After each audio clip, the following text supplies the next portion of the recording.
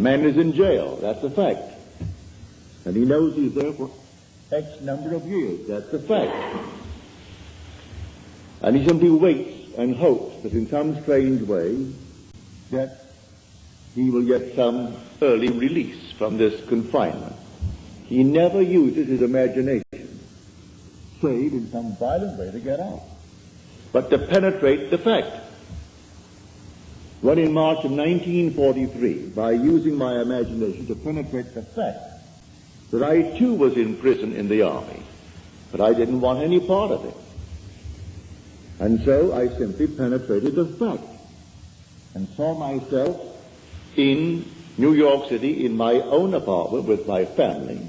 And in 9 days, I was out honorably discharged in my apartment in New York City. So I wrote a friend of mine who was in the army. He was my age.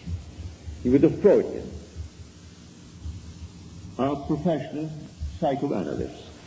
But Freud was his background. That was his schooling. And when I wrote him in detail exactly what I had done, I didn't mince matters. I told him exactly what I did.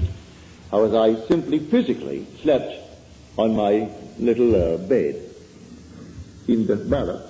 I imagined I was simply elsewhere, and the elsewhere was a definite spot in space, in New York City, in my apartment. And what I did, I could feel the bed, I could feel the things in my house. I went about feeling all the familiar objects in my apartment, and I gave them all the tones of reality and all sensory vividness to the best of my ability. And I touched everything, and it felt real. Then I went back to sleep, and then I told them exactly what happened to me that morning. And then 9 days later, I was honorably discharged by the same man that had disallowed my application. He didn't answer my letter. Because in New York City, he used to come to my meetings as a friend, because he was so convinced that the Freudian concept was true. But he said, I come to your meetings for this reason, Neville. We knew each other well. He'd come home for dinner, I'd go to his place for dinner, but he said, I come to your meetings because you turn my daily bread into the substance of fairy. I sort of like that, he said.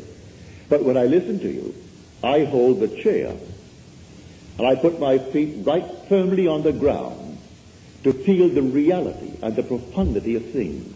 You aren't going to take me away with you. You're going to leave me right here where things are solidly real, so I feel the place under my foot, and I feel the thing next to my hand, and I hold on tightly as you weave your story concerning moving off in one's imagination. So he would not penetrate the facts. So when did he get out? When the other millions got out. So he remained with his facts for the next 3 years. I got out in March of 43. He came home to New York City in 46. Demobilized as the other millions and millions of boys were. He could not let go of the facts. This is the flood. No other flood. This is the flood. We are drowned with facts, victimized by them. Now, does the Bible teach this story of getting through the facts using my imagination? It certainly does. Now let me take you into the 27th chapter of the book of Genesis. The first book, the book of the beginning. If you're not familiar with the story of Isaac and his 2 sons, they were twins. Let me just refresh your memory if you've forgotten. It is said in the story that Isaac had, that is, his wife had the 2 sons, Rebekah, but he was the father of the 2 sons, Esau and Jacob. It is said that Esau was a hairy one. He came out first. And then Jacob came out second, and he had no hair. He was completely hairless, while Esau was covered in hair from head to foot. But he was the first. One was called Esau, and one was called Jacob, because he came out second and supplanted the other. Now we are told that when the father Isaac was old, and his eye was dim so that he could not see, in other words, he was blind, he said to his son Esau, I cannot see, and my days are numbered. I want you to go into the fields and hunt and bring me some well-prepared, tasty venison as I like it, savory venison. We are told that Rebekah, who loved her second son more than she did the first, overheard the conversation between Esau and his father. And then because she loved Jacob and wanted Jacob to get the blessing, for the father feels his days are numbered, and he must now give his blessing to one of his sons, and the first one must get it. So the mother told Jacob what she had heard, and then suggested that we take one of the kids from the flock, and we kill it, and take the skins of the kid and put it upon you, so that you will have the appearance of Esau. Esau thought otherwise. He said, suppose my father discovers it. Then Jacob said, suppose my father discovers it. And the mother said, leave that to me. It will be on my shoulder if he discovers it.